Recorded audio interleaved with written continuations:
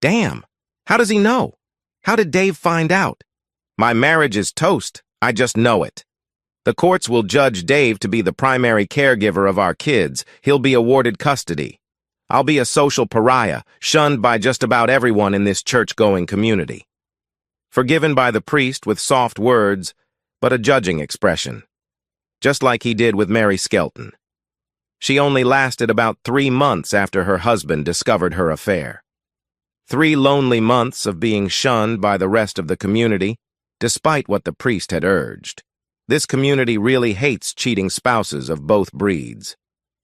I slammed on the brakes and screeched to a halt, stopping 2 scant meters from hitting a little girl who had run onto the road chasing a ball. She looked to be about 3, about the same as my Paula. I was driving too fast, too preoccupied by my huge problem. The child's mother frowned at me from the curb, even though it was her fault for not supervising her kid better. I looked around and saw I was near the big park, 5 minutes from home. I suppressed my fears, drove with shaking hands another 200 meters, and pulled over before I hit someone in my distraction. How could Dave possibly think? No, that's stupid. Once Dave discovered I was having an affair, it's only logical he'd think ill of me and want to cover his bases. He might run a dinky little editorial service from home, but that doesn't mean he's stupid. Far from it. Once he found out, of course, he would think it wasn't my first and get the kid's DNA tested. But how did he find out? Carl and I have been so careful. Thoughts of Carl reminded me. I picked up my phone and navigated to Carla, if Dave ever asked, a recently started work colleague. Stick as close to the truth as possible was my motto. My text, "Can you talk?" While waiting for a reply, I continued to kick myself. Why, oh, why did I let that smooth-talking little jerk seduce me? No, now come on, be honest. That's not fair. Why we slept together the first time wasn't seduction and is perfectly explainable. It happened while we were out of town. We'd just spent 2 whole days negotiating an exhausting deal, celebrated with too many champagnes, and fallen into bed together. If I had stopped there, it would have been fine. I would have a secret that I would rue to my final day. A grave secret that could only hurt my husband and family. But I, or should I say we, didn't. We'd both been ensnared by the excitement of sleeping with someone different after 10+ years of marriage. The allure of the illicitness of it all, the thrill of the naughtiness of it. The superiority of knowing we were fooling our spouses, 2 people who knew us so well, and successfully hiding it. Or not successfully hiding it, as it turns out. My thoughts were interrupted by the ding of a text from Carl. Finally. No, having dinner with Mary and the kids. What's up? Well, misery loves company, they say. He knows. Dave knows about us. How had Dave found out? We'd been incredibly careful. Only got together when we were away, and then only if we could get adjoining rooms. We never walked into the same room door together, and always used protection, even the first time. Made absolutely sure we behaved normally in public and when we were home with our respective spouses. Another ding. Hell, Mary is acting normally, so he hasn't told her. Do you think he will? How angry is he? Dunno. We haven't spoken yet. I did a runner as soon as I discovered he knew, I replied. This time I didn't have to wait long for a reply. Ding. Please beg him not to tell Mary. The selfish little jerk. Destroy my marriage, so long as he is unaffected. I have a good mind to tell his wife if Dave doesn't. Like I say, misery loves company. So how were we discovered? I'd made sure my love for my husband hadn't suffered. Not introduce any new positions or techniques I'd learned from Carl. To say intimacy with Carl was vanilla and uninspiring would be an understatement. He was smaller, lasted less time, and was not nearly as experimental as my Dave. In fact, if it hadn't been for the illicitness of it all, it wouldn't have lasted the 7 months and 6 liaisons it actually had. How unlucky we'd been discovered before I terminated our affair after our next trip in 2 weeks' time. Focus, Megan. How you were discovered isn't relevant. You were found out, and now your husband trusts you so little he's getting DNA tests done on your kids. My mind flashed back to a scant 20 minutes earlier, when I'd come home late, too late to enjoy dinner with my family. Luckily, Dave worked from home, did the school runs, and cooked dinner 6 nights a week. I was supposed to cook on Sundays, but I normally went and got takeaways. Let's just say cooking isn't one of my strong points. Walking in the door, I froze at the horrible sight. Dave sitting on one of the kitchen chairs with one of those cotton swabs on a stick, wiping it around the inside of the mouth of Jillian, our 5-year-old. The open, sterilized packet sitting on the table. Peter, our 7-year-old, standing there also, either waiting his turn or having been done already. I'd read enough stories and seen enough TV to know I was looking at the opening act of a DNA test. My initial reaction was one of rage. How dare Dave think the kids weren't his? I wasn't a Or was I? Knowing I had to think how best to survive this, I just turned and fled. Just before I did, Dave turned to look at me, a neutral expression on his face. I raised my hands to my cheeks, remembering the feeling of the blood draining from them, which was a blatant confession of the truth in the circumstances of what the testing was accusing me of. 20 minutes later, here I am, contemplating my family's and my social destruction. I knew Dave. I knew him as well as he knew himself. Once he was ready to confront me, he would do it firmly and quietly. He wouldn't want the whole town to know he'd had the horns hung on him. If I couldn't prevent him from at least divorcing me, I'd ask him to do it quietly. Just say we'd grown apart. That way, even though I'd lose the security of my marriage, I could still stay in town and see my kids, maybe have shared joint custody. I did love them. My mind wandered off for God knows how long, running different scenarios of how Dave would react, trying to find the one that made me lose the least. Suddenly, I realized I was thinking like a defeatist. I was using my knowledge of Dave and assuming that separation was a given and that the best scenario from here was a quiet divorce. But what if I was wrong? What if I threw myself on Dave's mercy, told him about the forgivable first time and the regrettable continuation? He wouldn't want a divorce any more than me. Sure, his faith and trust in me would be shattered, and it would take years for him to fully trust me again. But I would still have the respectability and the support of the community. If you do this, Megan, you'll have to be absolutely honest with Dave. One whiff of an untruth, and you'll arrive at the curb quicker than a cheetah on speed. I glanced at my watch. Just under 2 hours since my discovery, I hadn't been as clever at hiding my affair with Carl as I'd thought. 2 hours since I'd gone from being secure in my marriage to fighting for its very life. 2 hours after seeing my husband's DNA testing my children raised my blood pressure 100 points. I tapped out a quick text. I'm on my way home to beg you for forgiveness for my affair with Carl. Please don't do anything hasty. Then slowly headed my car home. Well, what happened after that exceeded my worst nightmare. 10 minutes after sending my text, I reached home. As soon as I pulled into the driveway, Dave stormed out the door, threw a "stay here and look after the kids" at me, and screamed off in his car. I found out later that he went straight to Carl's house, and when my lover answered the door, broke his nose with a single punch while yelling, "Mess with my wife, will you?" Those words stopped Carl's wife from calling the police, and between her and Dave, they extracted the full story as Carl begged them to call him an ambulance. With Carl saying he was punched, but his wife claiming he fell against the wall, the police investigation went nowhere. When he returned from an emergency, the locks were changed at his house, and his wife had an online appointment with a divorce lawyer. How do I know all this? Dave came straight home and told me to pack a bag and leave. With one look at the fire in his eyes and his bruised knuckles, with an inkling of how they came to be, I did as requested and fled to a mid-range motel in town. I saw a bandaged Carl at the breakfast bar the next day. Any hopes Dave would be quiet were dashed in the early afternoon when Carl and I were invited into the COO's office and summarily executed.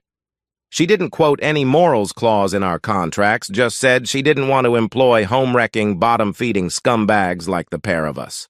Ouch. I could see how the immediate future was going to be when I rang all 3 divorce lawyers in our town, and none returned my call. When I went to a diner for dinner, the waitress refused to acknowledge my existence. The nail in the coffin, however, was when I met up with Carl and found out he was already being treated like a leper by family, friends, and ex-work colleagues alike. Within 2 days, spurred by a visit from the motel manager who claimed his establishment was booked out from that night, yeah, right, Carl and I bowed to the inevitable and left town. We didn't want to become social ghosts, like we'd seen Mary Skelton become just last year when she'd been caught cheating. We drove for 300 kilometers and started a new life together. That didn't last long. I know I may be speaking the bleeding obvious, but when 2 cheaters shack up together, there is no trust. I'd never realized just how important trust was to a relationship until the evening I had to fight the urge to check his phone when he was in the bathroom. By the time I finally worked up the courage to ask Dave if I could come back to town to visit the kids one weekend, he and they had replaced me. He was a fine catch, and once he was free, the vultures, being all the attractive bachelorettes and widows, made their interest known. By the time I got organized, there was already a dainty set of shoes under Dave's bed. My kids had a stepsister and were already calling another woman Mum. Now, too old to start another family, all I can do is sit and contemplate the lonely life I have to look forward to. From the perspective of Dave, I lie here having glanced at the bedside clock, 11:05 p.m. The soft breathing of Ruth lying next to me reminds me of our sexual marathon of the last 2 hours. Intimacy with someone new after 10 years with the one woman was good. Damned good. We'd done some stuff that was borderline illegal. Yeah, life is good, if a little bizarre. One wife cheated on me, but before I could mourn the death of that marriage too much, I was being seduced by someone younger, better looking, and way more adventurous. The surreal last day of my old marriage still confuses the hell out of me. Maybe if I relive it in my head, for the 10,000th time, it may finally make sense. How did it go? On the final day of my marriage, Megan came home, walked into the house, and without saying a word, just turned and walked away again. I heard her car start up and drive away. I was busy for a few minutes longer, and by the time I rang Megan's cell, it was engaged. With no sign of her, I began the kids' bedtime routine, and they were quickly asleep. Not seeing their mother before they turned in, sadly, was a not unusual occurrence. I went into the kitchen and was just about to ring Megan again when the house phone rang. The display showed an unrecognized cell number. The next few minutes went something like this from memory. "Hello, David Brown speaking." Hello, Dave, it's Carl." I knew Carl, of course. He'd started working with my wife some time ago. I'd seen him at a couple of work functions and even been invited over to his housewarming. What was his wife's name? Rebecca? Beck? Something like that. Very good-looking, nicely shaped, and a couple of years younger than Megan and I. Carl, on the other hand, I thought was a tosser. Arrogant, full of himself, and he looked down his nose at me. A legend in his own mind. The last person I wanted to talk to after a hard day. That's why my next words probably didn't come out as very friendly. "Yes, Carl, what can I do for you?" "What is it going to take?" he asked. I didn't have a clue what he was talking about and said nothing in my confusion, forcing him to continue. "If my wife finds out I've been having an affair with Megan for the last 6 months or so, she'll cut my balls off and I'll lose my kids. So, I'll be up front, Dave. What is it going to take to keep your mouth shut?" I don't remember dropping the phone and slumping to the floor as the devastating news that my loving wife had betrayed me in the worst way possible battered my consciousness. I'd been totally unsuspecting and couldn't believe it. Yet the pleading in Carl's voice was pretty convincing. Then my mind turned to the recently oft-pondered problem. Why had my wife seemed to emotionally pull away from me and the kids in the last half year or so? Nothing drastic, just definitely there.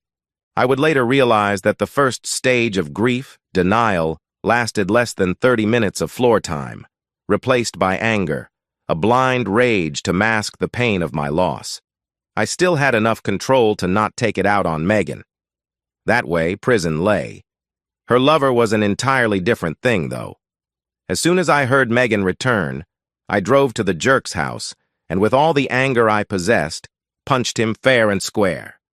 The feel of bone and cartilage breaking under my fist made me smile even now.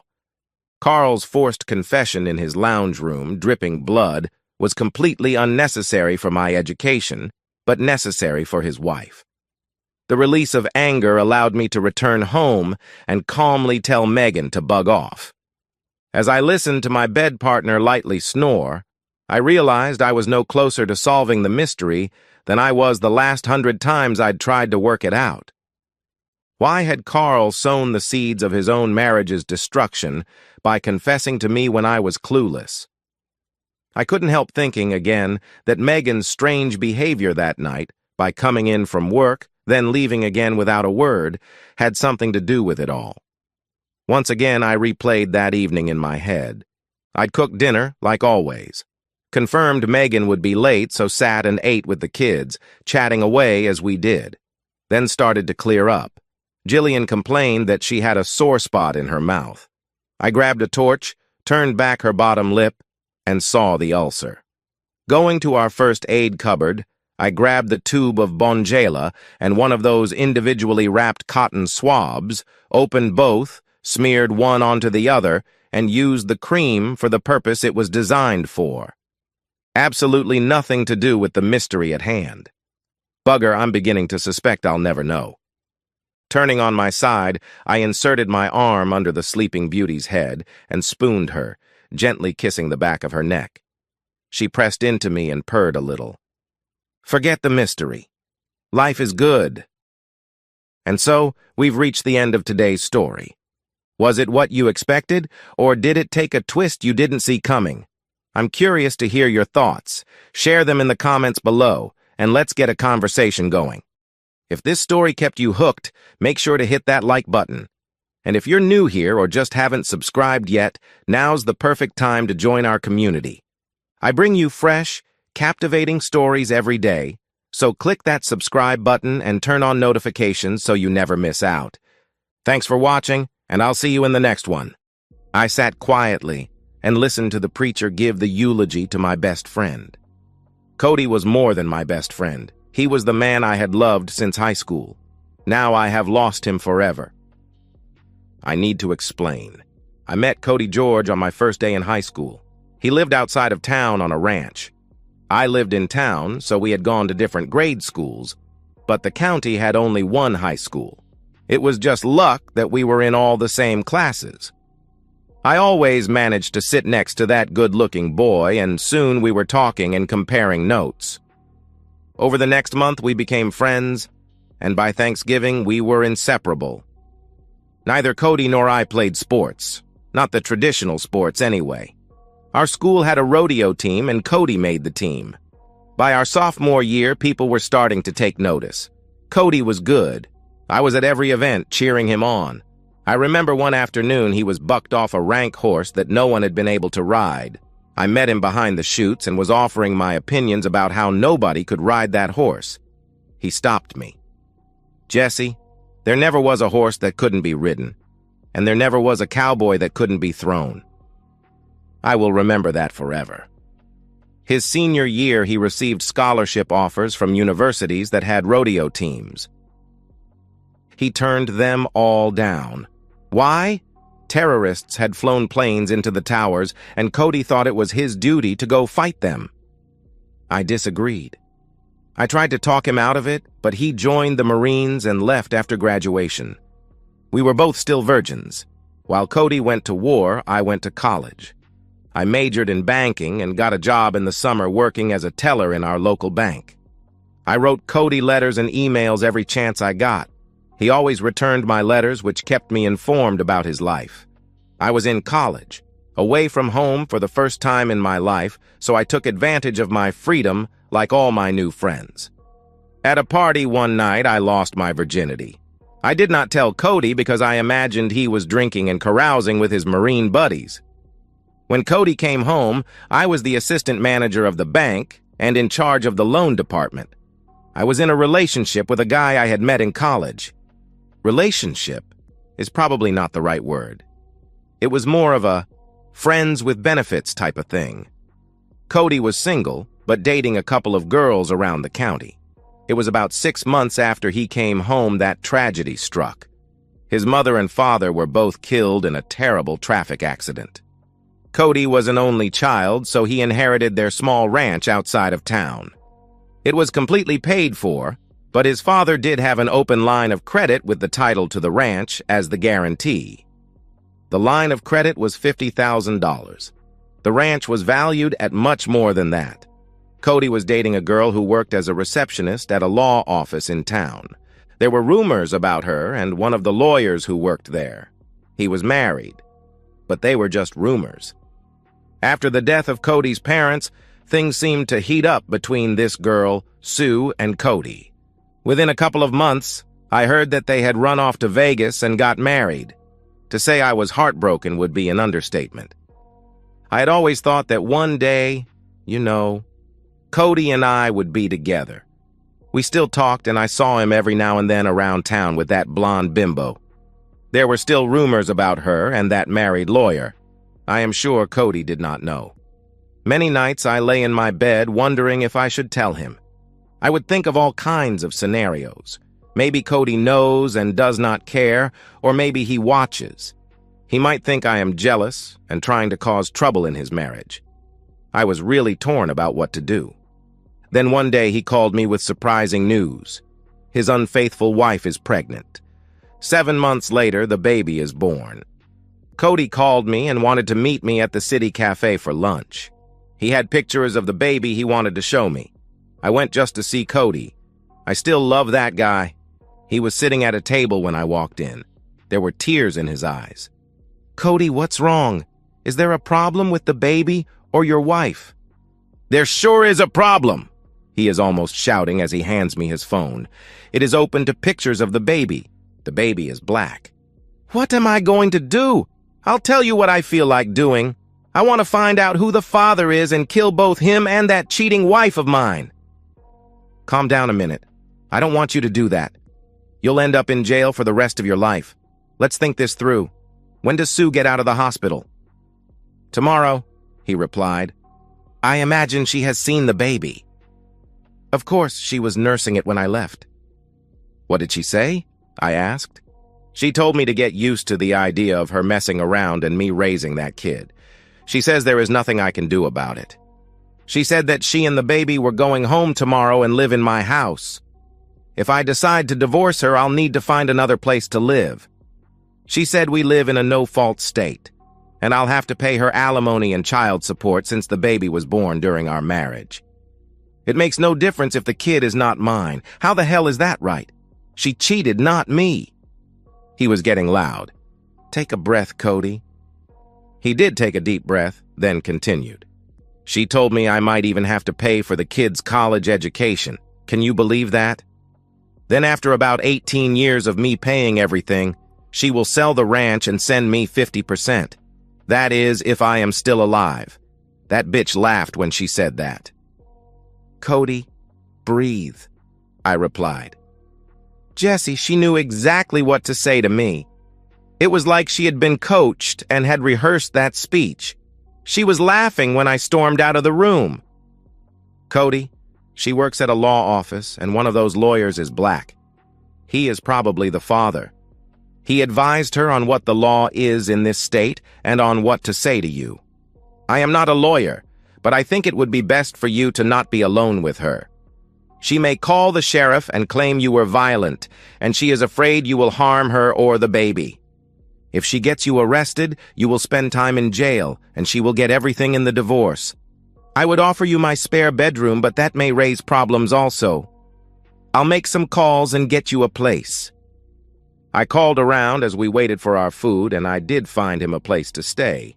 Then I started working on a plan. After lunch, I went back to work at the bank. Cody went home and packed up his things and moved to a place the bank had repossessed. It had a few acres and a barn, so Cody was able to take his horse. The next morning, while Sue waited for Cody to pick her up at the hospital, I met him in my office. I increased his line of credit on his ranch to $500,000 and had him withdraw it in cash. The place was valued at $750,000, so there was no problem.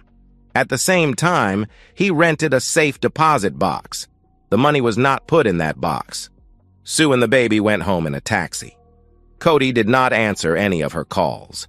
Earlier that same morning, he had driven the few head of cattle he owned over to a neighbor's pasture. A couple of days later, he loaded them into trailers and hauled them to a sale barn. Sue gave up on trying to get Cody to talk to her and filed for divorce. Cody was served at his new place. At the first hearing, an attorney from the firm where Sue worked, not her baby's daddy, represented her. Cody did not show up but sent a lawyer from out of town, my friend with benefits. Of course, Cody was the bad guy. He abandoned his wife and new baby. The judge ordered him to pay everything, even her legal fees. Things were going according to my plan. Before the first payment to his unfaithful wife was due, Cody went on a ride with the sheriff's department. It was a trail ride to raise money for some charity the sheriff sponsored. There were over 100 riders that morning. After about 3 hours on the trail, they came to the Wolf River. It was running fast from the recent rains, so Cody said for everyone to wait, he would cross first to make sure it was safe. He was about halfway across the river when it happened. His horse spooked for some reason. Some thought it was a snake swimming in the river. Others said it was a log rushing by. Whatever it was had caused Cody to fall off. He was washed away in the current. The sheriff said the river got deeper just below the crossing, and Cody's boots probably filled with water and he drowned. His body was never recovered, and it is presumed that he washed downstream to where the river empties into the Missouri River. They searched for 3 days, then gave up and declared him dead. That brings us up to today. After the church service, everyone gathered at Cody's house, the house where Sue was living. There was plenty of food, a tradition in our part of the country. All Cody's friends were there, even some he had rodeoed with back in the day. One man was very vocal. "I take exception to what that preacher said. Cody ain't never fell off a horse in his life. He might have gotten thrown, but the witnesses said he fell. Bullshit. I bet somebody shot him." Ronnie, that did not happen. I was there along with the sheriff and 2 deputies. Nobody heard a gunshot. That was said by another of our friends. "Well, I ain't ever going to believe it. That guy was the best damn cowboy I ever been around. What a horrible way for him to die. Jesse, were you there? What do you think?" Ronnie, I did not make the ride this year. I had something important to take care of that morning. I wish I had been there. You know, maybe I could have. The sheriff spoke up. "Stop! There was nothing anybody could have done. It happened so fast. We searched for him, but he was just gone." I excused myself and left. 2 days later, Sue and her baby's daddy showed up at the bank. "What the hell is this? I don't owe $500,000 on that ranch, no way." I searched through the files and pulled one out. I handed it to the black attorney. He studied them for maybe 3 minutes. "Shit, Sue. This looks all in order. Cody borrowed $500,000 against the ranch a couple of days after the baby was born." "How the hell could he do that?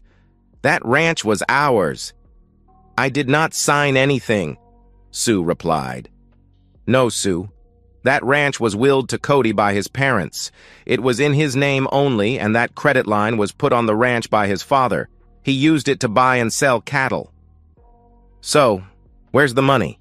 She is pissed. The attorney takes over the conversation. "Did Cody have an account here at the bank?" "Only the one in both Sue and Cody's name." "There is less than $100 in that account." Sue is getting loud. "What about a safety deposit box?" "Cody has one of those," I replied. "Open it. That's where the money is," she shouted. "I'll need an order signed by a judge," I replied. "Open that goddamn box now." Calm down, Sue. Let me handle this. Your divorce was not final, so there should not be a problem. By law, you were still married to him at the time of his death. You are his widow.